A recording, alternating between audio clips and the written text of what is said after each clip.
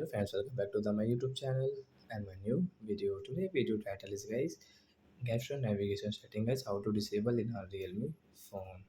Friends, you have enabled your gesture navigation guys this setting, and friends you don't know how to disable it, and guys how can you disable this navigation.